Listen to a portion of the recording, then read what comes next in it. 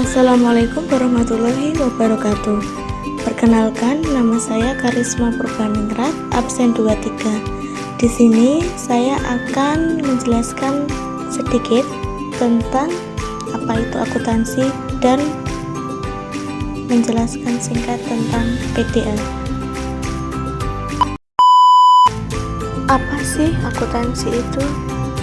Akuntansi adalah suatu proses mengidentifikasi, mencatat, mengklasifikasikan, meringkas, menganalisis, dan melaporkan informasi keuangan suatu entitas untuk membantu pengambilan keputusan yang tepat oleh para pemangku kepentingan. Tujuannya adalah menyediakan gambaran yang jelas dan akurat tentang kinerja finansial perusahaan atau organisasi. Yang pertama adalah aset. Aset adalah semua kekayaan atau sumber daya yang dimiliki oleh perusahaan dan diharapkan memberi manfaat ekonomi di masa depan. Aset bisa berwujud seperti hak paten atau merek dagang. Contoh aset adalah kas, piutang usaha, perlengkapan, peralatan, bangunan, dan tanah. Yang kedua, liabilitas. Liabilitas adalah utang atau kewajiban finansial yang harus dibayar perusahaan kepada pihak lain. Liabilitas timbul dari transaksi masa lalu dan menurut pengorbanan sumber daya ekonomi di masa depan. Contoh liabilitas, utang usaha, utang bank, utang gaji. Tiga adalah ekuitas, adalah sisa kepentingan pemilik dalam aset perubahan setelah semua liabilitas dikurangi ekuitas, juga sering disebut modal pemilik. Ini mewakili klaim pemilik atas aset perusahaan. Komponen ekuitas adalah modal di store, pendapatan, beban, RIF. Rumus ekuitas dapat diperlukan menjadi ekuitas sama dengan modal awal ditambah pendapatan dikurang beban dikurang RIF. Hubungan dengan laporan keuangan. Yang pertama adalah neraca atau laporan posisi keuangan. Laporan ini menyajikan posisi keuangan perusahaan pada satu titik waktu tertentu. Struktur neraca secara langsung mengikuti PDA.